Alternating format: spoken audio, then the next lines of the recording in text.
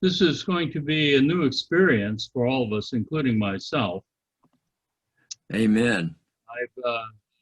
I have taught this general class course, I think now for 3 or 4 years. And its routine is kind of based around the classroom environment. And so I've had to make some adjustments to be able to try and get the same type of information out using a video conferencing. The one thing that I would like you to do is up on the very top where it says speaker view or gallery view, click on that so it comes up to speaker view.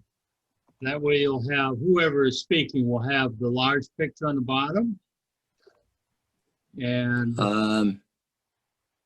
upper right-hand corner, there's like 9 dots. The square. Okay, under view, speaker view.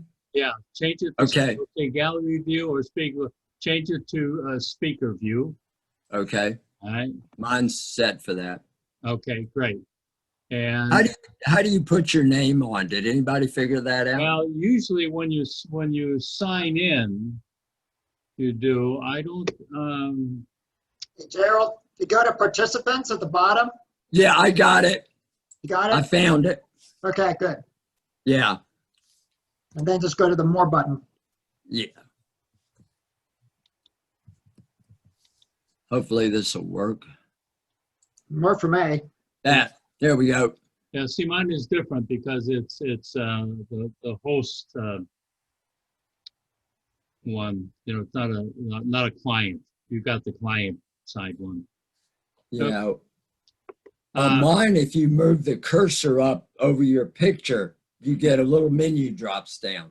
Yeah, it says mute on the ones that I have here, but there may be other things. You know, it'll be a little bit of a learning process to go through and, you know, figure out exactly all the ins and outs of Zoom. The one thing that is different that you have to be aware of is you got to be careful in terms of protocol so you're not talking over each other. Normally, if I have a large class on Zoom, what I do is I mute everybody else, you know, so that I only speak, and if somebody wants to speak, they raise their hand, and I get a little indication on the side here. But Okay. with 4 people, I don't think we need to do that. You know, we can figure out who to talk, who talks and when or whatever. How did you like the waiting room? I didn't spend much time in it. Because, you know, we had it redecorated. There's new carpeting and sofa there. We also had snacks and drinks, but because of the rain, that the caterer didn't show up, you know. So I want to actually I want to try to disable that so everybody automatically comes in, like in a regular classroom, and then you can sit here and talk. I usually finish up watching the news, you know, up until 5 minutes before we're ready to start. And in some cases, like in a regular class, people like to get together and discuss the lesson or problems they're having or whatever, or complaints about the instructor, you know, or whatever you want to do. So, do you have your textbooks yet? Yep. Okay. Everybody has them. Okay, great. So, 8th edition, 9th edition. 9th edition, yeah. 9th edition, yep. 9th edition? 9th edition, yeah. Yep. Yes, sir. The difference between it, the 8th edition had all the test questions in the back, which were valid up until July 1st of last year. And then after that, they came up with a new set of questions. The question pool is about 430 or 450 questions that are put together. And then each exam pulls out 35 or something randomly of those questions. And, you know, they're printed up on different sheets. And all the sheets, the question sheets are different. So if you take the test, you know, and the person next to you also takes the same test, the questions are all different. so, that you don't have no, choice or no idea in many cases as to what's going to be in the question pool, whether it's going to be heavy on math or heavy on operations or heavy on, on technology or whatever. Mhm. So, I've been, my background is I started getting interested in electronics in 1955. I took my mother's toaster apart to see what made it work. Unfortunately, I couldn't figure out how to put it back together. And then things went downhill from there. My father was very mad at my interest in a radio, which I took apart and couldn't put back together. When studied at University of Wisconsin, I studied electrical engineering for about 3 years. The dean said my math skills were not high enough, so he kicked me out of the School of Engineering and said, go back and learn the higher level math that you're going to need for the rest of these courses. I did. Vietnam War was looming, behind me. I joined the Navy Reserve. I was in the reserve for a number of years to finish up my degree, finish up my college. And then finally one day, my commanding officer, which was also the manager of a furniture company that I worked at, and says, son, you're going to have orders next week. You're going on active. Can you graduate? Yes, sir. Got all the credits together. Graduated. Never saw the graduation ceremony. I was already in an airplane on my way to the ship. So I ended up with a degree in mathematics, which I've never used. In the Navy, I was an electronic technician, radar specialist, second class petty officer. I cross-rated to a new rate, which was very new at that time, a data processing technician. And the orders came up and I thought, oh my gosh, I want California, Paint Loma in San Diego. So you never get your first choice. If you know anything about the military, so my first choice was any ship in the fleet. Second choice was downtown Saigon. Third choice, was, continental U.S. So it turned out they sent me to Washington, D.C. My ship was this 4-story brick building. It floated very well, didn't move anywhere. And when I got out of the Navy, I found that I had no prospects for work back in Wisconsin. And, so I had to find, some form of employment out here. I figured I'll get a government job, work for the government for a couple of years, and I'm out of here, Well, 30 years later, I retired from the government. So, but in that time, I had the opportunity to get more involved in amateur radio. And in the 70s, I was able to get my license. And in those days, you also had to pass a code test. And that was one of the things I think that was limiting me. You no longer have that code test requirement. And at the same time, I got a commercial license.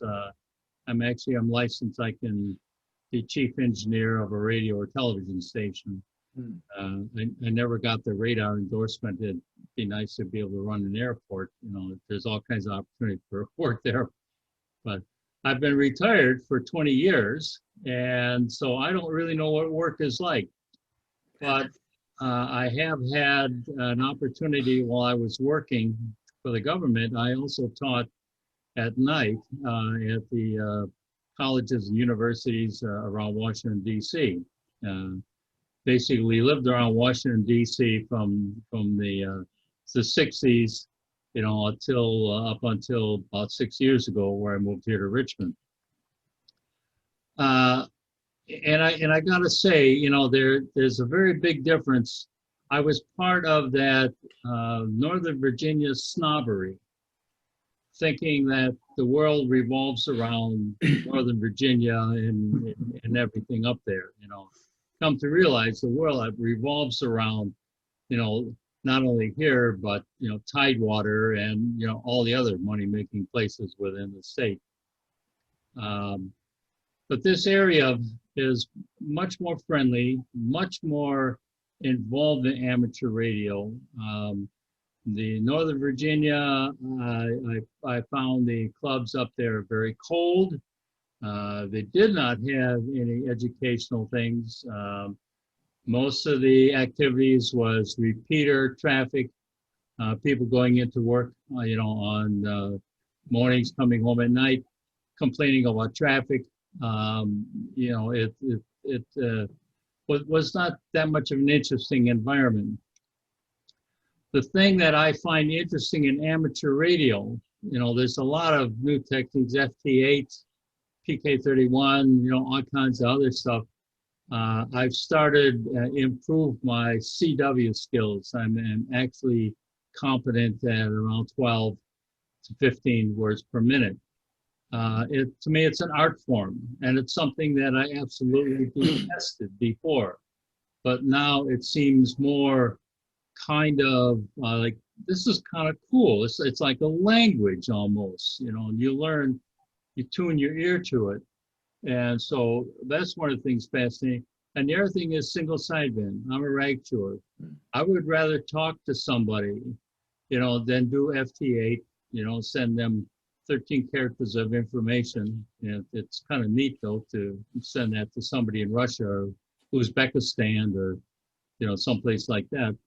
But it's the colleagues of mine just recently got on 15 watts of power, a contact with a guy in New Zealand, and he was running, you know, an entire kilowatt. And here we were, you know, we were getting to him, you know, with 15 watts. You know, those are the cool things. Those are the challenges. So anyway, enough about me. Unfortunately, when my engineering studies were occurring in the old days, it was all tube theory. All right, so I missed out on an awful lot of things of transistors, integrated circuit.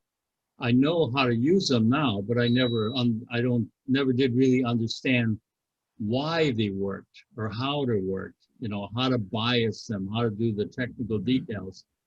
Recently, this summer, I found a number of courses and I've improved my knowledge tremendously. Took one course in modern electronics. It was from this company called the Learning Company or something. They're on like CDs or something. And the guy does a good job. It's a college professor and he explained things well and, you know, had a lot of illustrations.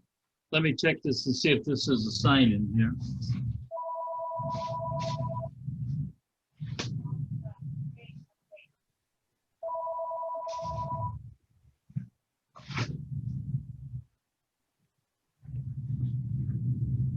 Nope. I think it's another spam call. We get an awful lot of them. I gotta apologize for the view here. I normally have a green screen, but I'm doing some construction here and I'm too lazy to get it out because I gotta take it down as soon as the construction starts again. So this is my garage. I own half of it. My wife owns the other half, and the house, the kitchen, dining room, bedrooms. This is my man cave. This is my office. You know, so I survived fairly well in here. This garage, by the way, is heated and air conditioned. I spent a lot of extra money making sure that I could do some work out here. So, tell me a little bit about yourself. Gerald, what's your background? I want to know you know, what if you're retired, what you did for work, you know, your electronics background, you know, what hobbies you have. I'm from Virginia. I worked after college, went to work for the state. I started out in corrections, did a couple years with the federal prison system as a prison guard, and realized very quickly that was a bad career move, and left that, worked for the State Department of Corrections as a parole officer, worked for the parole board as a parole examiner, and then the last years I was an investigator with the Attorney General's office, and retired mostly for medical reasons almost 2 years ago now. And in terms of interest, I read, target shoot, fish. My wife and I've got a little John boat, and we'll go chase some fish every now and then. And in terms of interest, I've always liked the music, and was into when I was single and had disposable income. I had some money spent in stereo, old-fashioned stereo stuff. And in college, dabbled around at the end of my college career, taking a broadcasting course, and kind of gave some thought that maybe I had majored in the wrong major, and still wonder about that, but always enjoyed the notion of ham radio. I would had some friends through the years, had an uncle that was into it, and was just always fascinated by it. But frankly, as I was saying earlier, I wasn't born with the math gene, so it kind of kept me away. I said, there's no way I'll ever be a broadcast engineer or anything like that. But here last year, I just got interested in ham radio, and I said, well, you know, I'm going to look and explore this. And I had my wife's blessing, so looked at it, and I said, well, I don't know how far I can go, but I think I can at least get a technician license. And so here I am. You know, I'm a little intimidated by the math, but the other stuff I think I'll be okay with.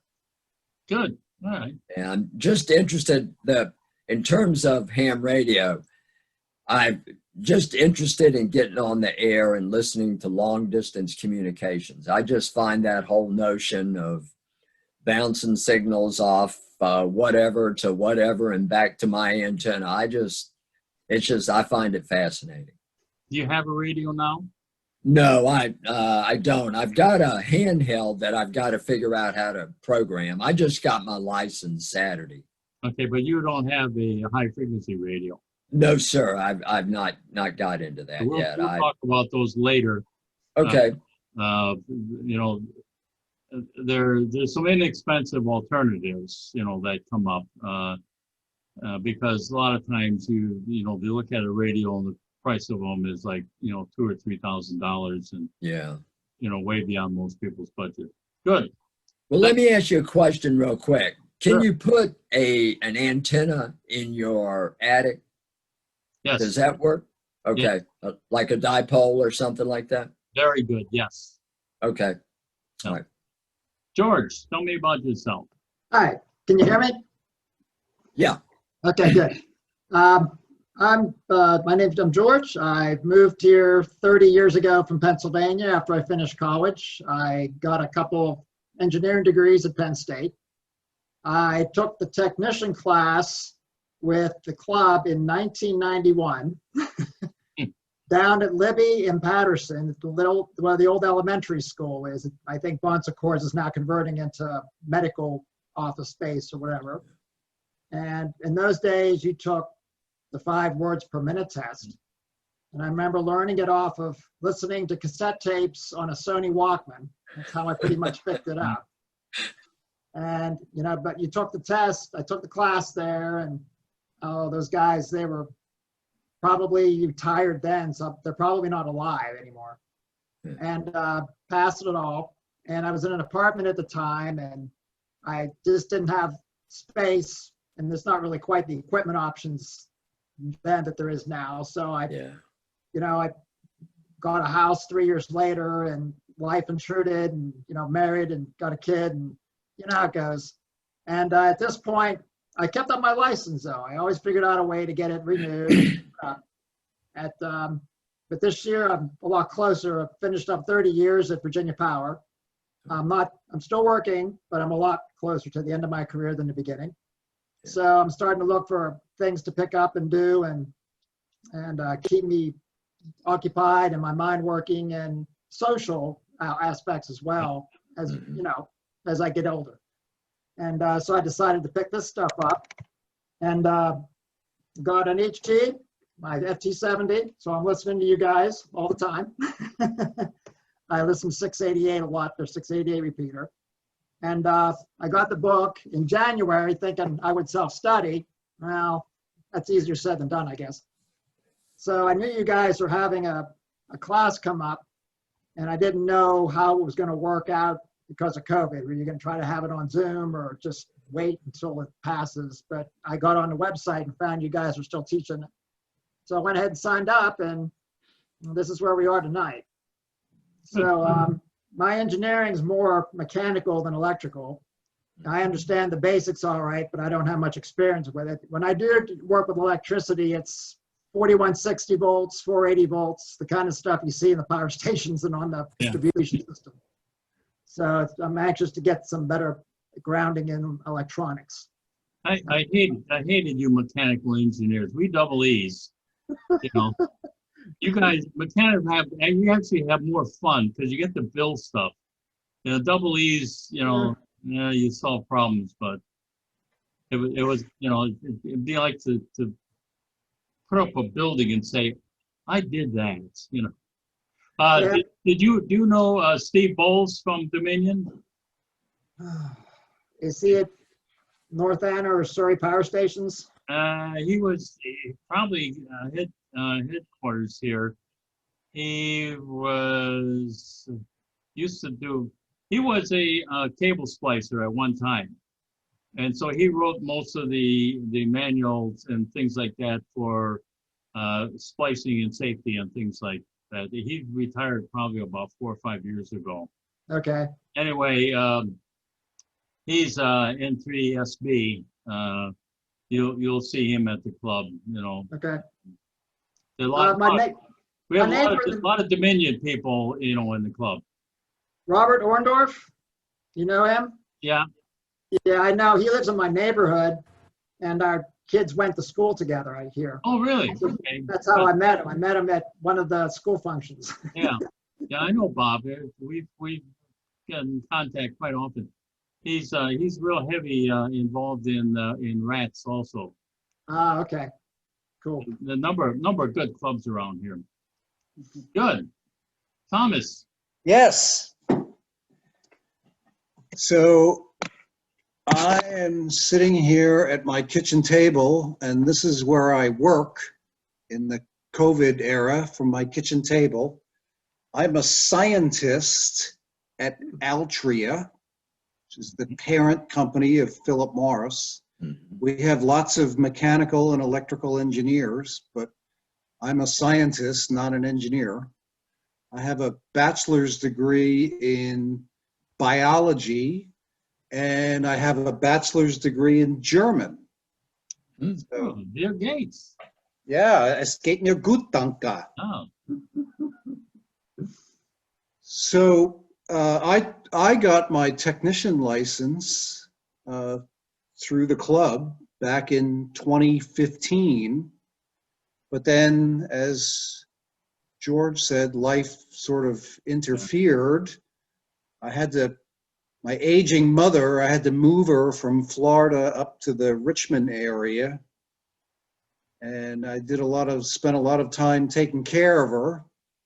Now she's in a skilled nursing facility, so they take care of her full time, and she's well taken care of. So because of that, I decided that it was time to come back and get my general license. So I live here in Powhatan, and I'm married too. And I don't have a radio. And I'm hoping that one of the things we get from our 10 weeks together is you'll give us some guidance as to how we could go about doing that. Definitely will. You know, Ken, my concern was antennas more than the radio.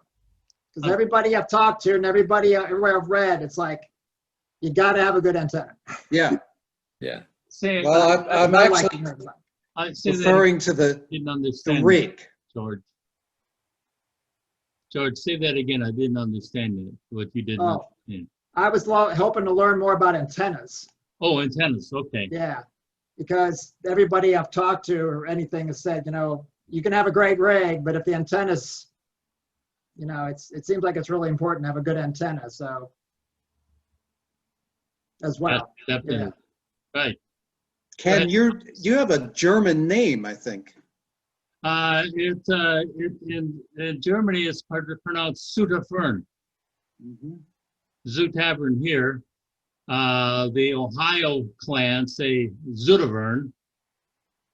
They landed there about 1820. The Wisconsin people landed about 1870. During World War I, although Milwaukee is a large German community, it's like 50% German, 50% Polish.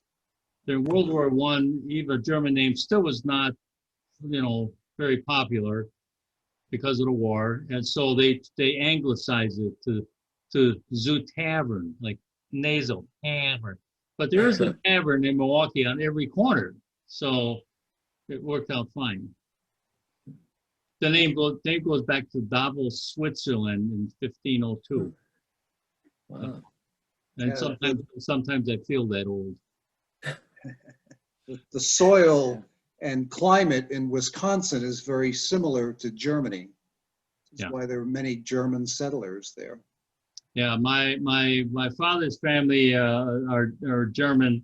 My mother's family were all Finns, all Finnish people.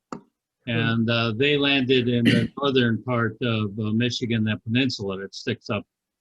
And, you know, they're all Hokanins and Kempenins, and, you know, I've traced some of their genealogy too, but the German I can do. I started studying German, and I have a reading knowledge of German because I wanted to look at 1700s church records, because that's how you find out the women's names, you know, that married, who they married to, because women would lose their name. And I was doing pretty good at that. But like you say, you know, life intervenes a whole bunch of things, and I kind of lost my momentum in that, and amateur radio and a couple other things. My second wife, when she was ill, when she was battling cancer, you know, my priority shifted, and so it's only been probably the last 10 years where I've kind of gotten back to doing things, you know, other than being, you know, a full-time caregiver. So, but, you know, life has its twists and turns. This COVID thing, you know, certainly has thrown a, you know, a fastball at us. I think this is going to end. One of the things, you know, that amateur radio operators enjoy are getting together for the events, you know, the field day things. That, you know, take the radios out, you know, in the middle of nowhere and see if you can make them work, you know, on a mountaintop or someplace.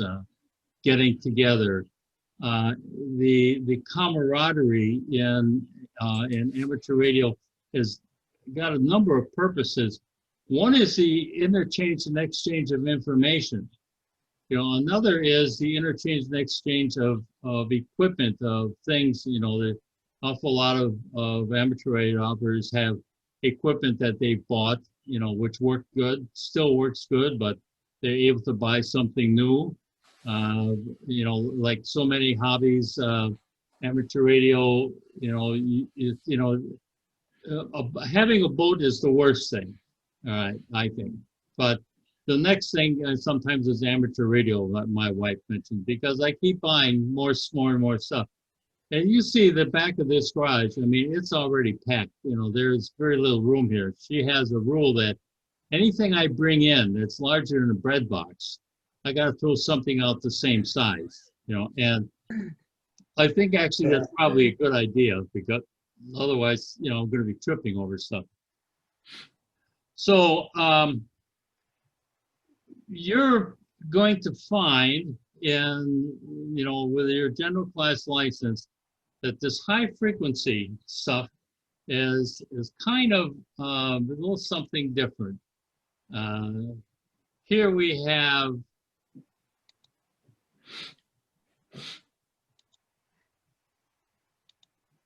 this is the band plan, you know, that we have, and you know, there's opportunity, and there's segments in here which a technician can operate, you know, on and high frequency and 10 meters, and some of the other places, you know, 40 meters and that, but very few people do. So as a technician, most of the time technicians are involved in what's called a channelized environment. You're on a channel. You set that channel and you stay on it, or you scan to another channel or whatever. Totally different, you know, in this environment. You know, on 40 meters, you have, you know, a single sideband. This whole, well, as a general, this whole part down here from 7.715, you know, up to the end, to 7.30, that you can use. And you know, so if you go right at this spot here, for instance, there may be nobody there. You know, so you turn your radio on, well, no one on the air. They might be right over here or right over here. You know, so you have to hunt around. You've got to tune around a little bit to find them. There are places that we call watering holes where you find amateurs that kind of cluster for one reason or another.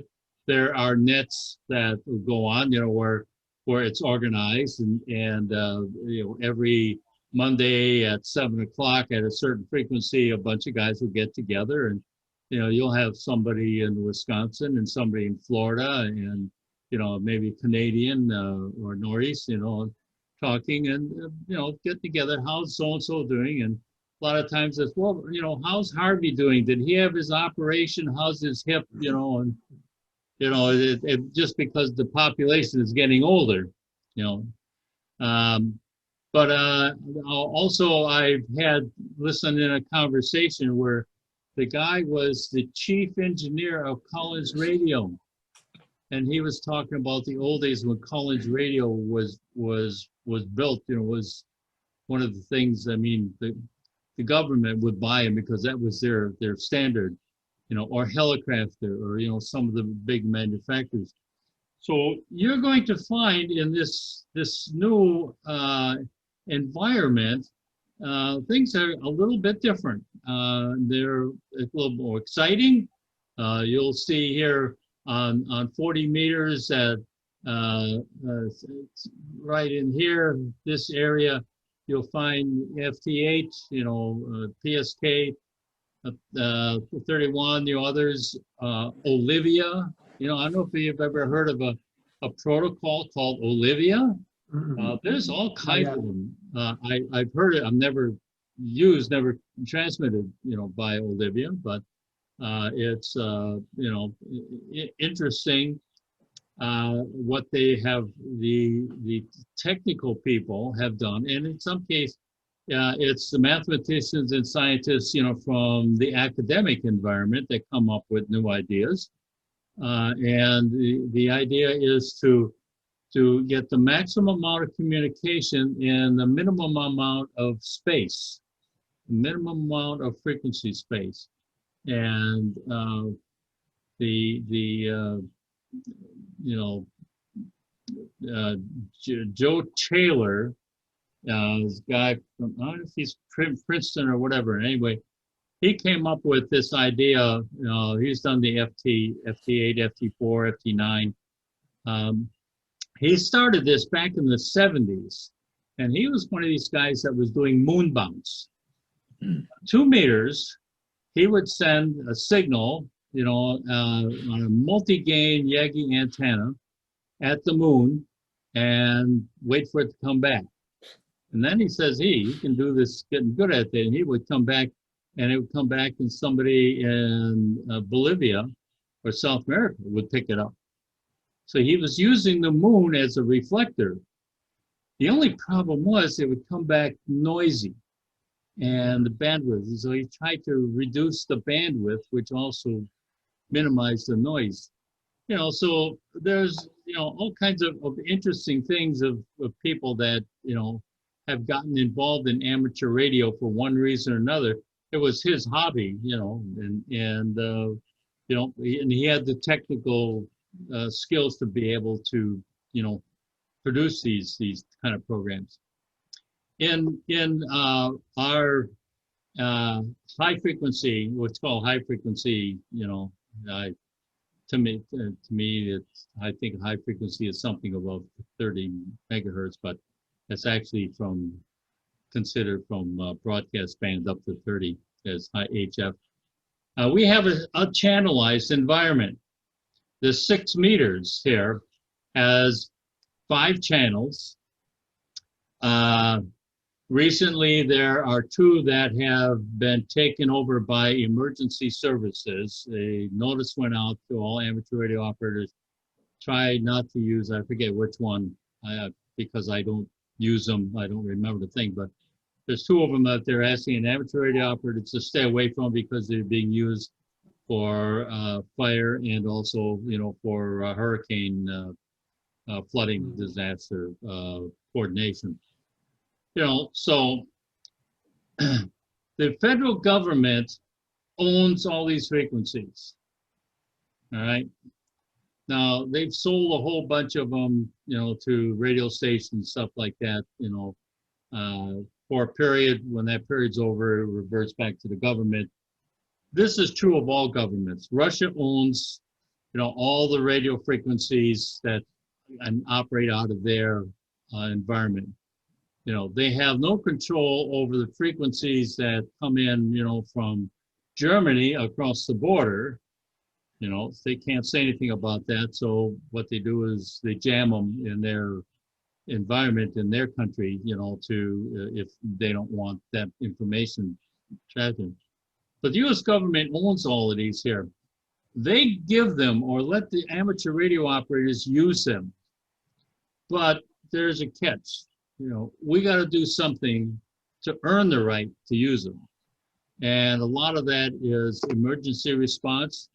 While Puerto Rico, the most recently, the hurricane that came through there was a Puerto Rico net that was set up. And basically it was safety and soundness communication to Puerto Rico, relaying messages, people from there, calling, their grandmother here to let them know they're okay in Puerto Rico, things like that. A couple of years ago, one of the Texas hurricanes that came through, I participated in that and was passing messages, that would come that couldn't be picked up by other stations like in Georgia, but I would get them up here and then I would pass them on.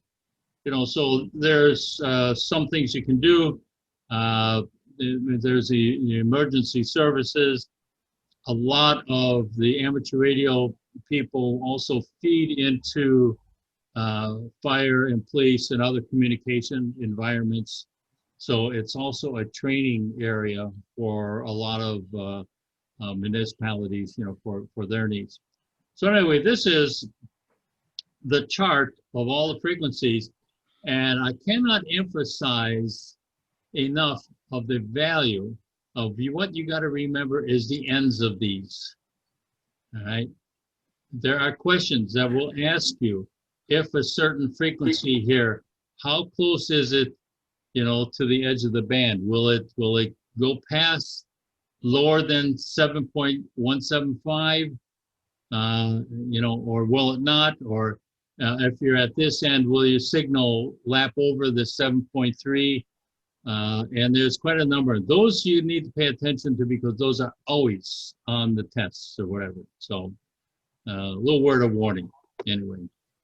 Okay.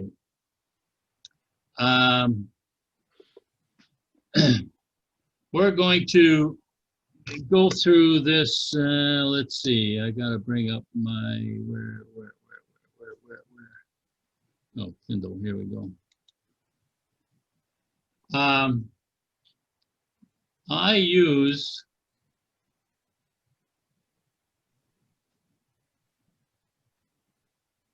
come on. Share screen.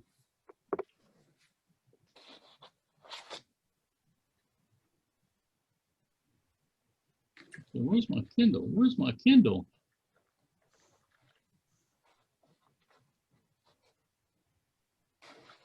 Oh, okay. I have the general class book as a Kindle online e-reader, and it you know I like both. I mean, I like the paper because I'm one of these people that I like to switch back and forth to the previous page to look at what I just read that I already forgot. I'm finding, at this point in time in my life, my memory is not as good as it used to be. I'll read something and go to the next page and I'll say, well, wait a minute. Now, what did that say? I have to read it more carefully. This is nice. The other thing too is I'm looking at a 50-inch monitor here. I mean, I have never had a computer monitor. I use a screen, a television screen as my monitor. And almost any television can do that. Most laptops have an HDMI output, TV screens have that, or they got a VGA input, So if you're having trouble seeing your screen, you might want to move and connect it over to your TV set or whatever. So the nice thing here is that you can jump around. I'm thinking this will take us to antennas here if I just click on that. Mm-hmm. Yeah. Sure enough. Oh, isn't that nice? Now here in antennas, I want to go back a little bit. But this third-party traffic, all right? Digital contacts, no difference, et cetera, et cetera. Messages do not apply to digital transmissions. Now, a lot of times within the text right after that, they will then reference one of the questions in the back of the book that this subject just covered. So if I click on this here, G1EO9,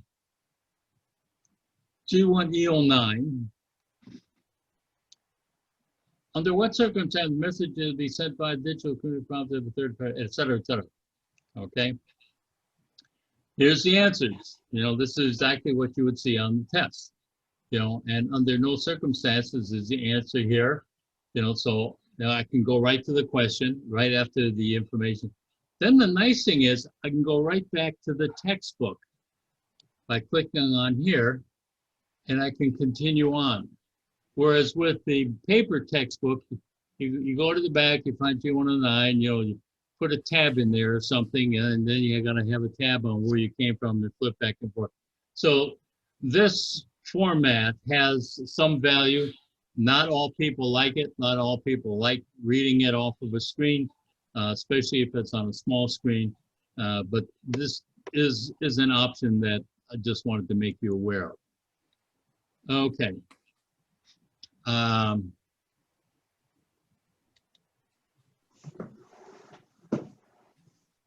And otherwise you got, the regular book. What we will be doing is I try to do about one chapter a week. It depends upon the chapter and how much information is in it. Some of the chapters are like small, like this is a small one, and this one can usually be included in things. The antenna is a big one. I like talking about antennas. So, we will spend probably 2 sessions just on antennas, and other things, we'll go along as we think. It's important for you to give me feedback so I know how well you're doing. In some cases, you may have a question in that, and I've explained it over and over, and we just don't get it. And the best thing is you may need to think about that for a week or for a session, or I need to go do some research to see if I can come up with another way of explaining it. Both systems work, depending upon, whatever. But the first part here is, you I've probably already read it. It's not very informative. Will really start in chapter 3 when we start talking about rules and regulations. They do some promo in here to join the ARRL. I recommend that you do. It's very, very worthwhile. The CQ magazine is super in terms of letting you know what's going on. It's got quite a number of technical details, got information on operating on different bands, on VHF, UHF, 50 megahertz above. 6 meters is just absolutely going gangbusters. We are just coming out of the lowest low of the sunspot cycle. When the sunspot cycle starts creeping up again, your 20 meters and 40 meter bands are going to start opening up, and you're going to have much more activity, especially on 20 meters. 20 meters ends up, will end up looking at worldwide communication. 40 meters has been very active for some reason for the last couple months. It's been good, but then there's also surprises on 80 meters and some of the other bands. I don't normally listen to the bands all the time. My teaching partner, who's not online tonight, Malin Pearman, N4EG, Hammett, been, I don't know, for 20, 30, 40 years or whatever. He has much more experience in listening to the bands, and I want to get him on here because he can provide a lot of information as to what's really current and what's been happening. So,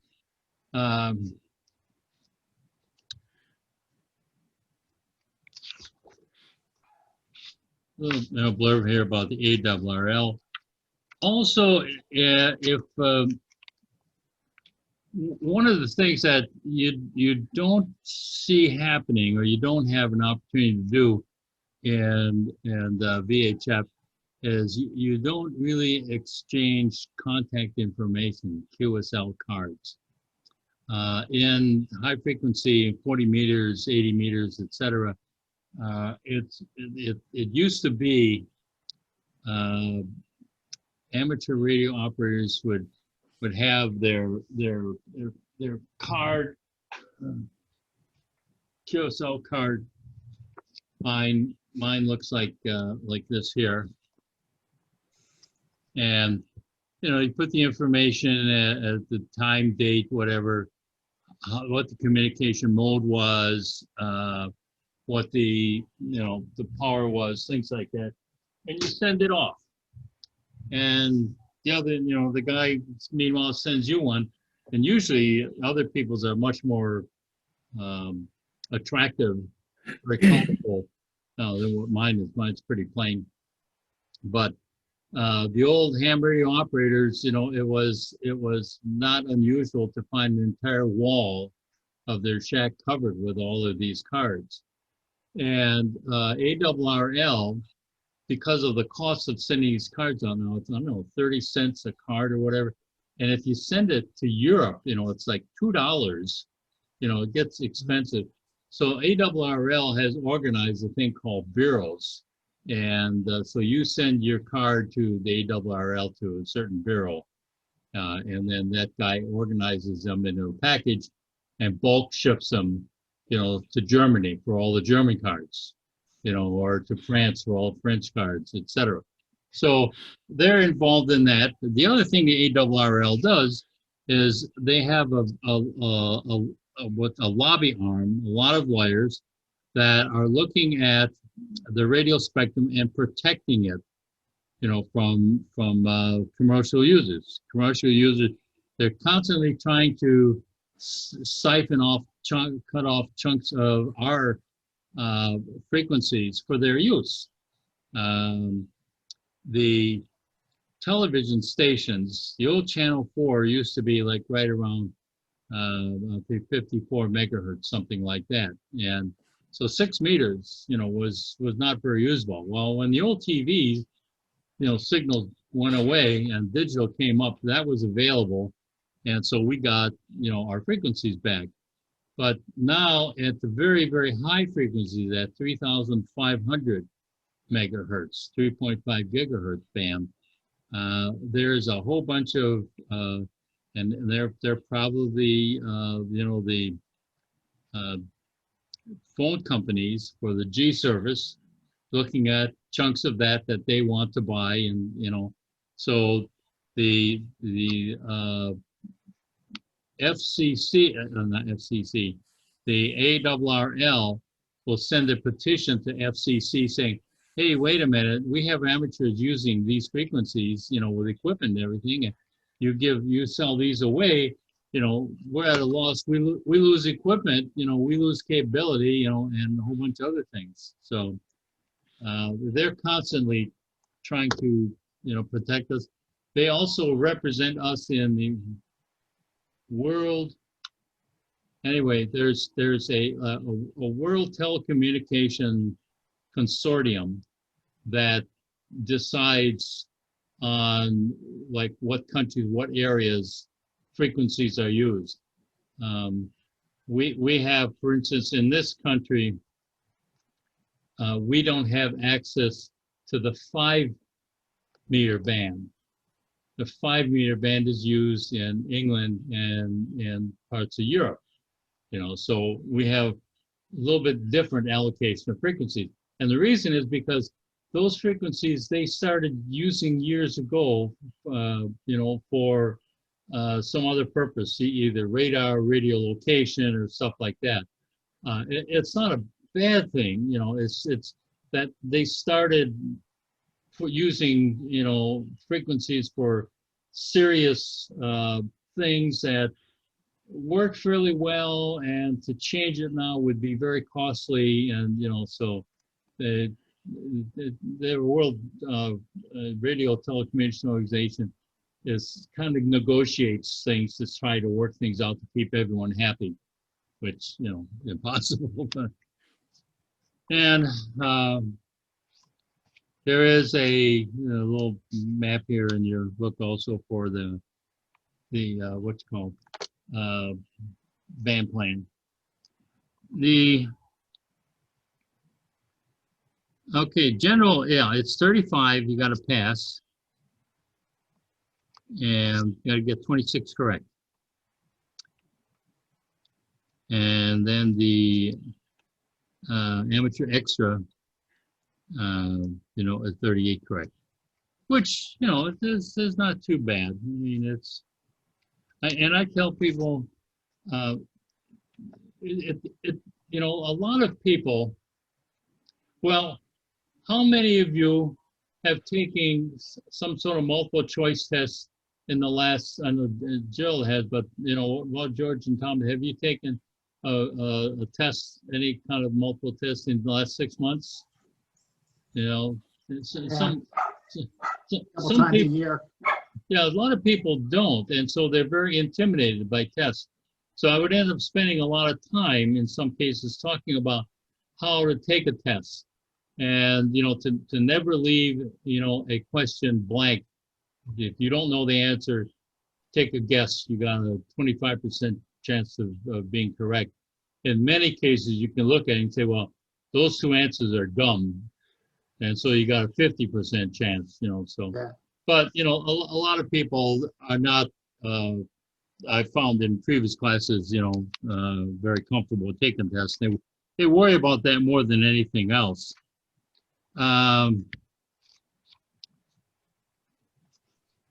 The ARRL is, it can run you bankrupt because they have a lot of books, publications. They're all great. They're all fantastic. I just got one today. This one was published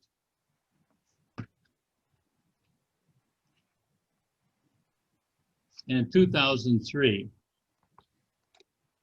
All right. And republished 4 years ago, the second edition. This is probably the Bible of radial design. When you get to the point of like, oh, okay, all of this stuff in general, the electronics and everything, I know this, and want to go on to other things, you can build your own radios. In fact, I host a group. We're not a club. We're a group. A club requires dues and bylaws and officers. My club got nobody. It's just, if you don't like it, you don't participate, you don't come. But we get together, and it's a radio builders group, and we encourage or find out from each other what kits are available. There are in the old days, Heathkit. I don't know if you remember hearing the name, but Heathkit used to build a lot of kits, amplifiers. They had amateur radios. They had things like that that you could buy. They were instructions were superb, and so you could build different stuff. I built a color television set in 1968. I was in the Navy. My wife and I were living off base, and in a 2-bedroom apartment. And I got this kit, and the box was about 3 feet by 3 feet by 3 feet. Huge, packed, for forever. Put it up on the kitchen table, which was actually the only table in the apartment. Being in the Navy, it did not have a whole lot of furniture. And it took me, I think, about a week or so to solder this thing and put it together. And when I first turned it on, everything was green. I thought, oh my God, well, after I adjusted the color balance amplifiers and everything, it worked good. And it worked for about 20 years, replacing, it was a tube type, we replaced the tubes, and it ran forever. I think after I divorced my first wife, I think she still had that TV set and used it for, a few years after that. So a lot of people remember that and remember those days, and it seems like things were lost. Radio Shack used to make some equipment, but they're out of business, and there aren't too many. Well, recently we have found a number of different places that make kits. Here's one I just got. This is for a 6 gigahertz, 5.8 gigahertz frequency counter. And it comes in a bag, and it's got all the little parts in there and circuit board and stuff. And other things, radios that we built, for the club. We built a FT8 radio. It's 2 watts. The radio receiver transmitter is on when you connect it to your computer. And your computer basically displays, the frequency and the waterfall, and you see, what frequency it is on, and decodes. It goes to the sound card, and then it decodes the message coming through, so you can read the FT8 messages, the 13 characters. And I think we had about 8 people build them, We've got 4 that are running great. 4 other ones still have a little bit of problem, you know, so we sit down and you try something different, and then all of a sudden, oh, hey, that was it. Now this one works, you know, so and half the fun is the debugging process. And so we try to encourage, you know, we come up with different ideas for stuff. We're involved heavily with doing things with Raspberry Pi, with Adrenos. There's, you know, a number of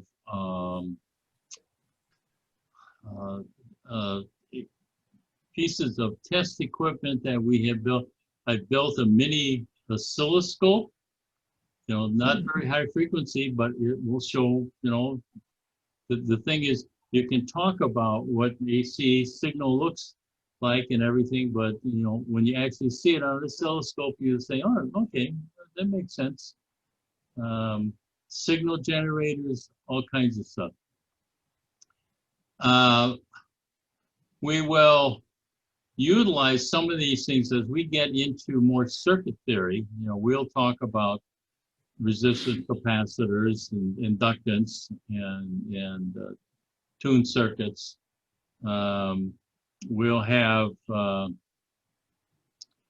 we used to be able to do a demonstration at the church, hands-on.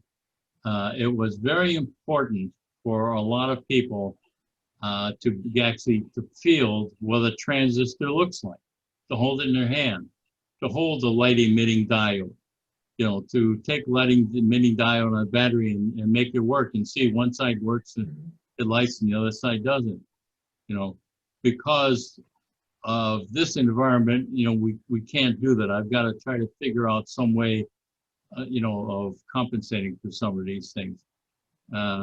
There's, you know, for some of you probably, you know, you've seen tremendous number of parts. You know what a capacitor looks like, or a resistor, or whatever. But then there's, you know, newer things like operational amplifiers. You know, what good are they for? You know, what you want to use them. We have built. There's a company out of India. This Petrel Farim is his last name. He's a Indian electronics engineer, I guess, and he has designed a number of radios, and almost like there's about 6 of us that have bought these and built them. They're multi-band, 80, 40, 20, at least 10, and I think maybe 15 also in there. And they're 12 watts. They're digitally tuned. They got the digital tuning meter, so you see the numbers change on there. They're about $125. There's no case, no power supply. You know, you figure out how to put it in a case. And they run off of 12 volts, so you can either connect it to your car battery or, you know, 12 volt power supply, one of those wall warts that, you know, you plug in. And the thing is, it's fairly inexpensive, and it gives you an idea of what high frequency bands, what they sound like. And you'll hear all kinds of cheeps and chirps and noises, and, you know, some of it digital coming through, some of it is amateur slow scan television, some of it is like weather fax machines, similar type stuff, some of it is Ethernet protocol X.25, you know, just like you know, listening to, you know, your Ethernet cable.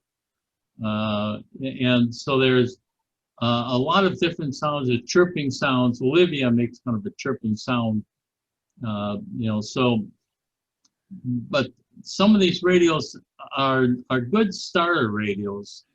I have one that I bought recently.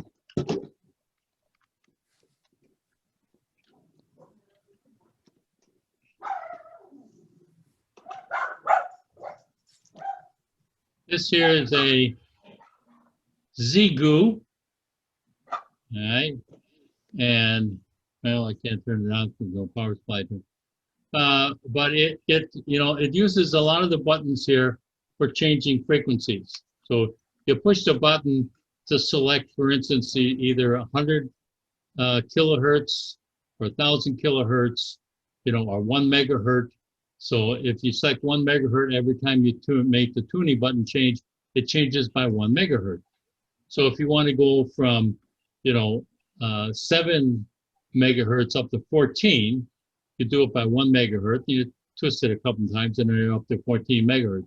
Then you change it down, to about 1,000 kilohertz, to tune in for, and then it actually tunes down to 10. Now, this one, I think on Amazon was $250. Now, that's not cheap, but this is a 5-watt output. It's considered a QRP radio. QRP means low power. And this has got a fantastic receiver. If you only use it as a receiver and not a transmitter, it's worth the money. If you're interested in building something, let's see, I've got to go to,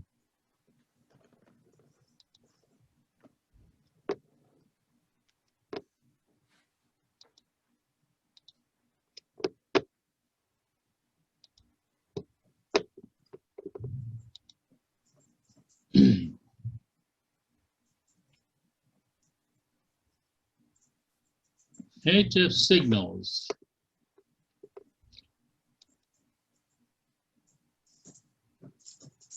MicroBitX, right? And MicroBitX version 6.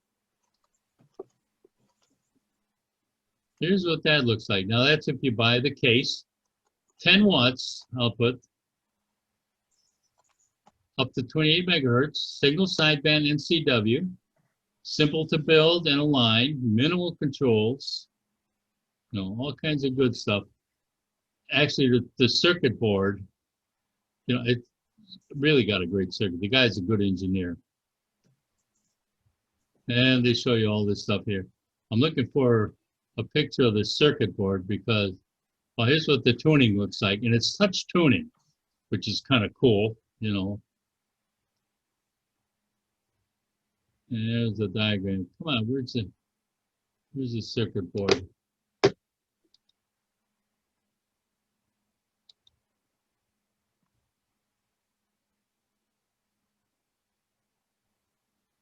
There. Circuits are already put together. So you don't have to solder all these things. Well, first of all, a lot of this stuff are surface mount transistors and resistors. And I call them ants. I mean, I can barely see them, through, and I sometimes use high power lenses. This is the entire kit with the case and everything. This is what the smaller without the case, what it looks like. This is what you get. You put it in a case and you do your own stuff. But it's all tested and ready, ready to work, hackable. Full kit is that. Come on, where's the price here? 5.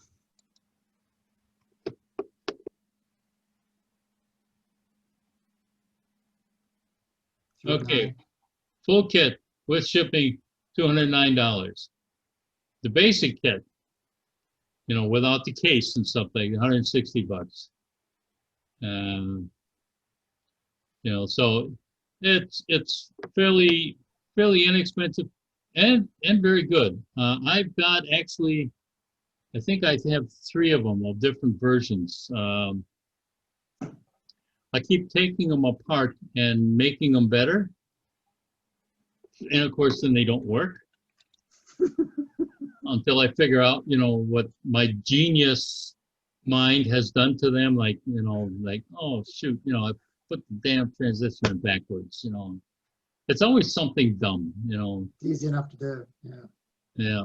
So, but anyway, I encourage you to try to find something to get on the air with, to get on the, and 40 meters right now is about the best. And like I say, the Xingu, the Chinese one, is available from Amazon. I trust them. They hold my credit card. All right. And if the product comes through and it doesn't work or whatever, it goes back to Amazon, no problem. I don't have to deal with the Chinese, middleman dealer or whatever. I've never had a problem with the Indian one. I don't know if they're shipping, if they can ship yet, because that country was under lockdown so severe that they were not letting anything, mail or anything, in or out. So then there's another one, QRP guides. There's a number of things. If you Google, QRP on the internet, you'll find all kinds of stuff that's available. A number of companies, small companies that make kits. Since it's like antenna tuners, antennas. I got a real nice little antenna. You asked about putting an antenna in the attic. And yes, that is ideal in many cases. Because one, it's out of the rain. It's not going to have a tree limb fall on it, whatever. The attic is dry and long. And usually you don't have animals, outside. You've got an antenna. Squirrels like to run along the antenna and play games and chew on the wire and stuff like that. You normally don't have that in the attic. I live in a homeowner's restrictive environment. So, I cannot have an outside antenna. I got one on my patio in the back, but it's in the back and by the woods, and it's been there for 2 years, and so far they haven't, taken me to court. They almost took me to court over my video camera that I had, my Ring camera, but they didn't realize. They thought, whoa, dude, that's, you're spying on people. No. Because these are old people that live here with me, my age, and a lot of them just don't understand. They have never been exposed or worked with technology, so, and a lot of them, I don't mean to sound that way, but a lot of them are elderly women, so they're afraid of a lot of things, of like technology or, peeping toms and cameras and stuff. So I'm not sure what they're going to say when I start flying my my drone around here, because Yeah. I mean, the board of directors does not like me. I mean, there's actually a guy down the street in our board of directors. He's come over and he's threatened to sue me and take down that camera, tonight. I'll get the police after you. And my wife, ushered him away before I had a chance to hurt him. And, so. But the thing is, nobody here, or not nobody, very few people understand why I would want to do this stuff. All right. Why would I want to have a welder, for instance? Because I might want to weld something. Mm-hmm. Why do I have, a plasma cutter? Well, I might want to cut something up to weld. You just got to have these things. Now, I was an office worker basically all my life, but I built an addition on a starter home that doubled the size of the house. I've never had enough money that I could hire people to do things for me. So I had to figure out how to do that myself. And so this house I built, I learned how to do the wiring and get it passed. I poured the concrete, I did the slab, I did the footings. Well, my father drove a concrete mixer, and so as a teenager, I learned concrete work. I did the framing. I know how to put, stick buildings up, 2x4s. I've done roof work. I know what it's like on a 95-degree day to be up there and putting shingles on. So, I have a good understanding of a lot of things that people here have never had, because in some cases they've been salespeople, they've been on the road, and doing things, and and that's a job, and you different exposure that you have to that, or worked in an office, or other things, and so I'm very fortunate in that the experiences I've had, I've learned so much from, mostly by making mistakes. You learn how to hammer nails and not your thumb. You learn, how to walk on a 2x4, up on a flight, without getting dizzy and falling, through the rafters. So anyway, the attic is a very, very good place to put an antenna. And I have an attic here, but the problem is I can't get to the other end. The attic over the garage is 25 feet long, and then it's 75 feet to the other end of the house. But the problem is I have problems with my legs that I can't, it's a pull-down ladder. I can't go up the ladder to actually look. And I've had other people up there looking, I'm not sure what they're looking at, but they say, well, I don't see a path through here. And I really don't want someone inexperienced going up there trying to walk through on the studs, and stepping through the through the ceiling, like I've done, so. But if you've got 66 feet of open attic space, you got a good 40-meter antenna. Now, you said you're interested in antennas. Well, I've been doing an awful lot with antennas. There is a one called fan dipole, which is a regular dipole strung out, and then a lower piece of wire cut to a lower frequency. You get this 40 meters on top, one underneath to 20 meters, one underneath that, to 17 meters or whatever. And, no coils, they're easy to tune. The biggest thing you do is clip the ends off. Now, with antenna work, you need a vector network analyzer. Oh, God, that sounds important. That must be expensive piece of equipment. Well, there's a little thing called a nano VNA. And again, on Amazon, I do most of my dealing through Amazon. It's, I think, $60 or something. It'll do Smith charts. I don't do Smith charts because I don't understand Smith charts. I will learn someday, how to use them perfectly. I use it mainly to see what the lowest standing wave ratio is at the frequency that I want to use. So it's real easy to put up a fan dipole in an attic. You're not going to put up anything that gives you a gain antenna, a Yagi antenna, because you got to rotate them. And if you have a lot of space, you're not going to be able to rotate them. Right. Most other people, if you have a patio or something outside, you can put up a vertical. If 80 meters, they're too tall. You need to have either guide wires or a very solid rigid tower. But you can do 40 meters. You can also load them. And so by adding inductance to them, you can reduce the size. You also reduce the efficiency. Anything that changes a dipole antenna, there's a compromise. You lose something or other. So will an antenna tuner help that? Say again? Would an antenna tuner help that if you did put an inductor on it? Or yes, the antenna will definitely. And basically what it's doing is you're not increasing the power.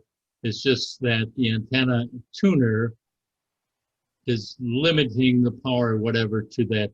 That's bad way of explaining it, but. Right, I understand. Okay. Yeah, but antenna tuner as well. Now, a lot of the new modern radios, but you're talking about $1,000 range, plus, have built-in antenna tuners. Okay. I have an antenna tuner here I bought from MFJ that I use with an old radio. I had an old Icon that I sold, but I have the antenna tuner left over from it. And I find that, well, it's sitting here idle because I got a Yaesu 991 that has an Okay. antenna tuner in it and Right. works fine. And I have an ELAD dual, which has an antenna tuner in it. That's an Italian radio. But I have a manual antenna, an old MFJ, was it a 941, 949, with the dials, and you tune it and you watch the meter, until you get the right standing wave ratio on it. Okay. And those are, that's like, $150, $200 range. Right. You can expect to probably spend about $5,000 within the next 5 years, of this hobby.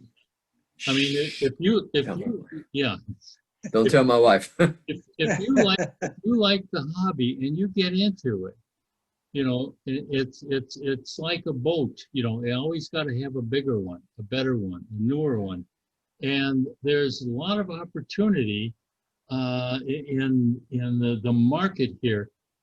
The Chinese make such good radios. I mean, I wish we had the same production capabilities here that they have. But it lacked. There's a few American-made ones, but basically they all outsource them to China, and so China developed, and they send them back. So my Yaesu here is half Chinese inside, but it's made to the specification that the engineers have done here, and the engineers in China have gotten much better, and in some cases they're as good. Well, they've been trained here. They go to our Yeah. schools. Sad. So. Because I went to school with them. I figured China will never attack us because we're too good of a customer. Yeah. But anyway, it's Well, Ken, can I ask you a question? If you put up a dipole, obviously, I guess we can get multi-band. Yeah. I'm in my hideout above the garage. Yeah. So the antenna would be above me. Would I be dealing with RF exposure if I put the dipole? How many more years do you want to live? Okay.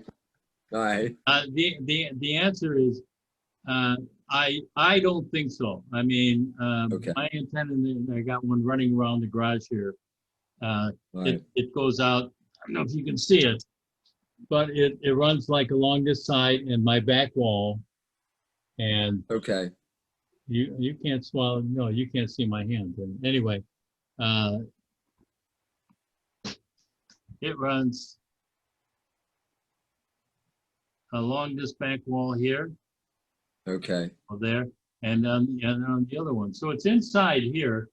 Oh, okay. I mean, I never run more than probably about 75 watts anyway. Okay. Yeah, If- one of that. If you, it's radiation, it basically decreases as the square of the distance or cube of the distance away from the wire. So if if it runs right past your head, that's not a good thing. Right. 6 feet away from it, probably, not going to hurt you that much. Okay. Yeah. Well, it'd be up, Yeah. 10, 15 feet above me here. I got meters here also that, we get together sometime. I can loan you. Okay. If you want to check the radiation level on them. All right. And, I've done that a couple times, and I get more coming out of the television screen here sometimes than I do, from transmit. Okay. The radar oven, this one here is pretty good. I've had one before that. It Melt your candy bar. was melty. You got a very warm feeling around it. Yeah. Interesting story. I don't know if you've ever heard about the DO line. The dew line is a radar set up Oh, yeah. in Uh-huh. Canada, and Oh, Canada. the dew line, yeah, Dew line, yeah. Dew line, just an early warning. yeah. Yeah. And your huge antennas, reflecting antennas, and megawatt. I forget what frequency, microwave, I believe. But there was a guy that I met that worked up there, and I said, "Geez, that must be terrible." Working up in Canada because it was all frozen. It was in the tundra area or whatever. Right. Oh no, he said, I just wear like a t-shirt most of the time. Really? Why? It was always warm in there. The radiation was so high.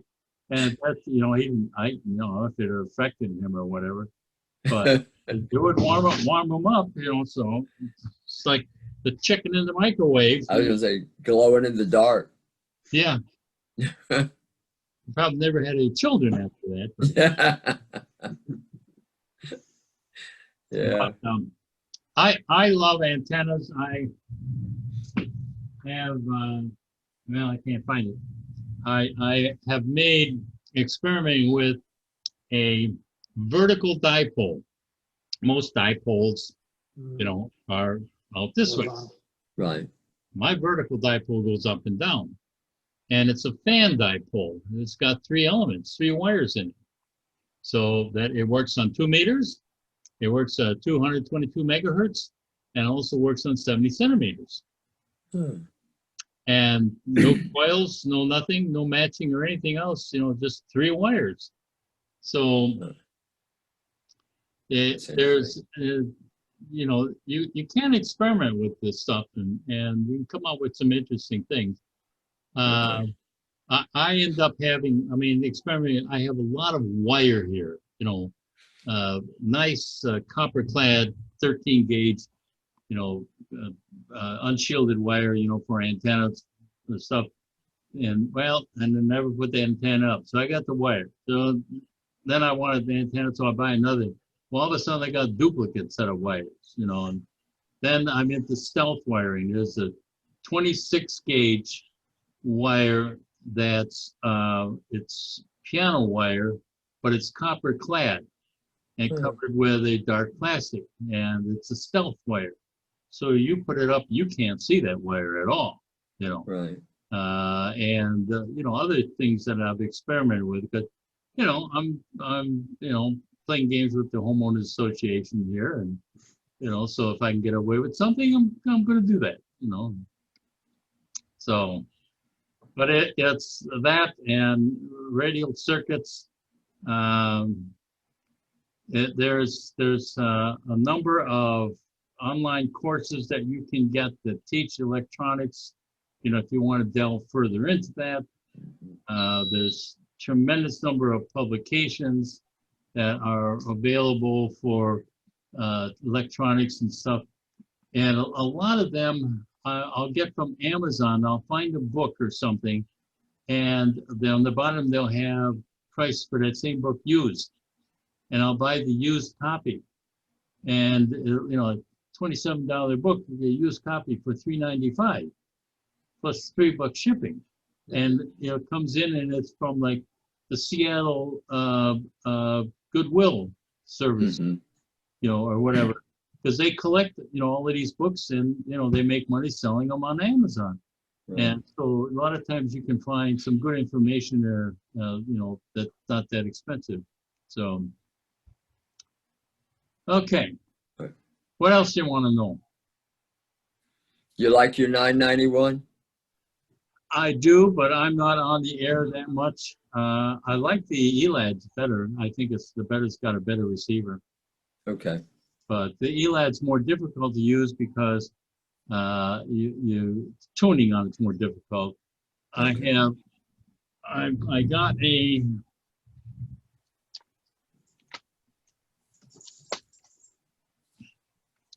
keypad. Ah. All right, and what I will do is I will take this keypad and change the inside, and I have. For 991, in the manual, they show the protocol for talking to the radio. And it's very similar, I think, to the ICOM 817. But I can build that into an Adreno, small Adreno Nano, and Mhm. fit it in that thing, and then use the keypad to punch in. Well, now this one will go up to 60 megahertz. So Okay. like I don't know, for some reason, somebody said the other day, like, hey, has anyone listened around 45 megahertz to see, and like, I don't know, it takes too much time to punch in to get up there. And I don't even know, I haven't even tried the Yaesu, for all frequencies. I switch by bands because it's so easy. You push one button and you go to the band, Right. so they all have, uh, upsides and downsides. Mhm. And what I would really like is I'd like an ICOM 7610, Right. a $3,000 radio. And Yeah. I can't justify anything I do that's worth $3,000, Yeah. so. But I also, am not, intent upon leaving all my money to my children, for great inheritance. They have their own money, and so Yeah. basically, I'd like to go out, with zero balance. It's Yeah. a goal. That's right. And Yeah. my wife, so far, looks like I'm doing a good job of it. I mean, before I go. That's right. Living off their inheritance. Yeah. Well, my daughter, one daughter graduated from Virginia Tech in '92. She's an industrial engineer, Okay. and she was vice president at Booz Allen Hamilton for about 15 years, and she moved on to another company now that does international work. And my other daughter is in Los Angeles, and she and her husband are both dancers, and he has a dance company, and Huh. they're not making any money right now, but they were making a ton of money up until the scope Yeah. did. So, Okay. kids are well off. My other daughter is in Pittsburgh, and she's a counselor, and she's got their comfort of their money. And my other son is a locksmith in Alexandria, and Okay. and he's got a boat and can afford it even. So Yeah. I So, understand. it's my wife says, you got to spend less money. We got to start donating more. So Yeah. she's on this donating kick, which is good. Yeah. So, for next week, what we'll do is we're going to start right in here with, I think, chapter 3. We'll talk a little bit about chapter 2. There's some good operating techniques, things like that. And you'll look at the band plans.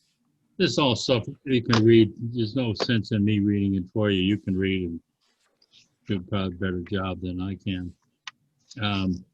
But look at this, the band plan here, different frequencies. These are not absolutely rigid, written in stone, but in many, get my other camera up here.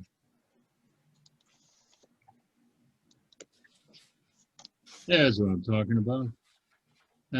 These areas are not written in stone, but it's generally, used that.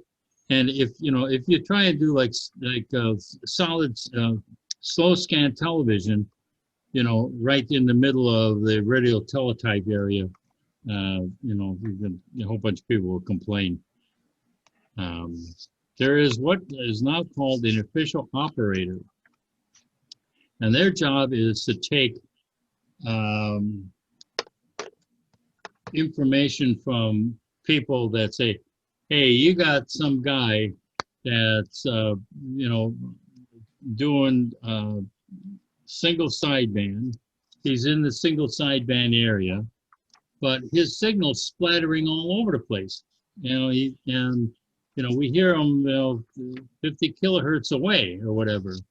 And, so rather than him calling a guy up and say, hey, your equipment's a, piece of crap, getting into an argument with somebody like that, instead, the official operator will say, hey, call the person and say, and verify. The official operator also verifies the same things that, I've recorded you on this, and your equipment is not functioning. What can we do about it? You have to change it. And if this persists, 10 days from now, we'll send you an official notice of change, of cease and desist. And, if that doesn't work, then they can do legal action. And some guy in New Jersey or whatever, they just did fine him $10,000 and confiscated his radios and took his license away. So Wow. it does happen. So chapter 3, starts rules and regulations. And one of the things that I like to do is I like to try to explain the reason behind these, why these rules are put in place, and what's, in most cases they make sense. And there's a couple that I don't really understand, to tell you the truth, but most of them, there's good reason for it, and a lot of them are like a protocol of operating, just so that you're not interfering with someone else, or talking over them. Nobody owns a frequency. A lot of the nets, when they're on net, they know there's somebody coming in after them, and they'll turn it over, to somebody else. And it's not like somebody has a right to that net, but they kind of sort of share, and it's like an unspoken kind of thing to let people use the same frequency because other people would think that, it's like, the login for this Zoom course, that's not going to change. Save that login, because next week we'll use the same one, rather than generate a new one. Zoom has the capability of doing that, but there's no reason to change or whatever. So a lot of the rules and regulations, should make sense, and we'll talk about that and then start moving more into more of the meaty stuff. So, anything else I can do for you? Not tonight. Yeah. I think we're good. Ken, when we get into the math part of it, do you have a preference for any particular calculator or anything like that? Yeah, none of them. No. Okay. All right. We'll talk about, don't be scared about the math. I still, if I've got to do something for with logarithms, the decimals, whatever, I got to look at a book, and it's not something I memorize. You might, want to do that for the sake of the exam, but it's not that difficult. And it's, a lot of things you can guess at. I'm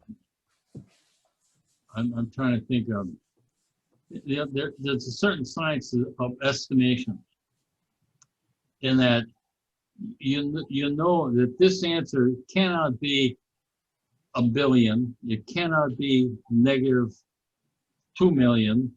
It's got to be something, within there. And a lot of times, if you look at the number, that it's enough to pique your memory and say, oh, I think that is it.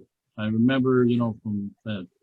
I've been very lucky in so many tests taking to be able to make a really good guess, and I will try and show you how some of that can be done with the math. Okay.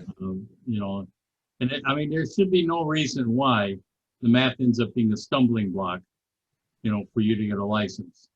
Okay. So this course, All right. now, when previous teaching courses, I would hate, the subject of teaching, to the text, to the tests, and you hear all the students, SOL tests and stuff like that. And Right. I think that philosophy is wrong. In this case, Okay. I am teaching to the test because that's your ultimate goal, is to pass that test. So we'll emphasize the testing and techniques and stuff like that, and tricks and, whatever to do before you take a test. Things that people have told me that, like, hey, I went and I did this, that, and, before I took the test, and that helped me a lot. And the math part, when you're operating a general class license, rarely are you going to run into anything that you're going to need any math. Okay. So it should not be a stumbling block. On the other hand, it's like CW. At one time, you had to have CW, and that was just the rule, and you did that. So we'll get to that. Okay. But worry not. All right. Well, I just, I know with the antenna part, you got to make sure you're doing it as efficiently as you can. And that's the part where I want to make sure I can do the math necessary to figure that out. The main thing is, if you got a 3 dB gain, 3 decibel gain, it's twice the power. Right. You got a 6 dB gain, 4 times the power. 4 times. And usually those are the only questions that come up. Okay. The question come up about 3 dB, it's twice the power. It's twice. Right. So you don't have to know anything about decibels. All you got to know is you see that number, well, it's twice the power. Okay. I cheat, All right. It's a rule of thumb. That's not cheating. Yeah, that's eloquently put, more professional. You got it. But, and my thing too is I'm finding in the last couple of years that my dementia is increasing. I have a little ADHD, which is getting worse. It just the ravages of old age brain. It's something, and there are things like I can't think of words, and my wife gets so frustrated because I say, "Well, bring me that their thingy," Yeah. that thingy. Yeah. We look like we have a pretty well-seasoned group here. So. Yeah. Well, and that's part of the problem, because we need younger people getting into the hobby. Right. But the problem is everyone is working and Right. working hard, and they don't have time. They're raising family, they got kids, Mhm. and I mean, when my children were young, it wasn't too bad. They were always outside on, in the neighborhood playing or something, Mhm. and later on it was, this dance lesson and that, and, karate, and, Yeah. their mother would run them back and forth. And so, I'd have a little bit more of my time. Well, nowadays, there's more fathers that are involved in family rearing, Right. and it's difficult, to find time to have a hobby. Mhm. So a lot of people, now we are getting some people coming out of the military that have had communications experience in the military. Right. That can go, and a lot of those people end up also going to emergency services. Right. I've had a number of people from emergency service take the course because they also wanted to have an amateur license, Yeah. But A couple of the guys that took the test Saturday were ex-military. Yeah. They didn't take the class from anybody. They just got the book and read it, and got their license Saturday. Steve, the guy that worked at Dominion that I mentioned before, he was a communications technician in the Navy, and he used to in cryptology, and he used to copy code at 30 words per minute Wow. and type, at the same time. And, and so, it's kind of interesting.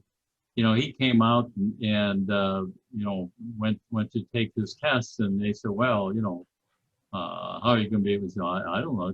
Well, they ran tests, 15 words, and then they ran. Well, you passed that. Well, then did 20, and well, he passed that, and 25. Oh, but 30 words per minute, and he walked away. And yeah, well, yeah, I've done that. You've done right. I can't perceive that. I mean, I hear 30 words per minute, even above 20, and it's a blur. I would love someday to be proficient at 19 words per minute. Yeah. And I don't have. I mean, I've got to sit down with pencil and paper to copy code. I would like to be able to copy it in my mind. I can pick the letters together, but I can't put the words together because I can't remember one word from the next. So. Right. Yeah, maybe I don't know. Someday I'll write it on paper. Yeah. But ARRL has on the 40 meters and 7.045, I think, right around in that area. They run what I call practice tests every night. It's ARRL bulletin. So they sit down in Morse code. Some nights it's on slow speed, and another nights they got high speed. And then some nights it's just single sideband. And then some nights they do just digital, so you can copy. And so they do what I call qualifying runs. So if they're running 15 words per minute, and you start at the beginning and you write down every letter, and you send it in to them, and they check it, and you didn't make any mistakes, they will send you a certificate saying you are proficient at 15 words per minute. Right. So it's kind of cool, it's a nice little thing. And they'll do radio teletype also. And it's some people, they say, well, radio teletype, what is that? Why would you want to do that? Well, it's kind of interesting because you can do radio teletype on most computers. Right. There's software for that. And, a lot. And so if they run that, then a lot of people say, well, it gives me a chance to listen to see the experience what radio teletype is like. So ARRL does a lot of good things. I don't know what, about $50 a year or something. Yeah. I should have taken out a life membership many years ago, but I kept thinking, well, that was 1 year at a time, but I'd probably paid more than what a life membership was. The other thing that they have is you can get another publication of this called QEX, which is more of a very higher level technical scientific kind of publication. And they have a lot of very interesting circuits in there. And, they do things, with measuring phases of stuff. And, I like that. I don't understand most of it. It's a little bit above, my level, but I like at least being exposed to it. Maybe someday something will click, I'll understand. I also belong to the Radio Society of Great Britain. And I get their publication, which is very interesting because the British hams are a little bit different. First of all, they're very frugal, and they live in very small spaces. So they do a lot with small space area antennas, and things. They do a lot of field stuff, television, satellite communication. They're very, very active. And there they also have what I call fox and hounds hunts. And they do it on 80 meters. We have fox and hound hunts here. In fact, the Powhatan Radio Club sponsors a lot of those. And it's on and the idea is they put a transmitter, 2-meter transmitter out there that's like a beacon, sends out a signal every once in a while. And they don't tell you where it is, and you all meet at the parking lot, start out. They You take a map and you try to find the location. Whoever finds it first, wins the prize or whatever. And, it's an opportunity to get out, and with a bunch of people and to socialize, and also to try, to see if you're using your antenna, waving it around, the little directional antenna, to see if you can locate this beacon. Some of this is useful because you can also use the same technique for locating interference. And there's a lot of interference. I mean, in some cases, it's with the transformers, and power pole, the insulator is arcing or something like that, or it's neighbor next door that has light emitting or a dimmer switch, that's an old one, that is failing and putting out RFI. So there's a lot of talk about, because of the amount of radios, the amount of electronics going on these days, of finding RF radio frequency interference sources. So it's all good. Anything else? That's it. Well, I think you probably are tired of listening to me jawbone here. We'll get together next Thursday, 7 o'clock, and we'll get into a little more meat of stuff here, a little more interesting, and start moving on. I think Okay. this will be a good semester. I have a couple ideas to do things which will resolve some of the problems, or not problems, but limitations that Zoom puts upon us.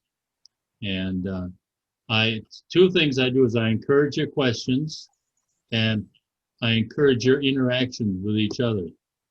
I generally like 4 people, because that way I don't want to say competitive, but there's more opportunity for you to exchange ideas back and forth. And so, maybe we'll we'll have 4 next session. But,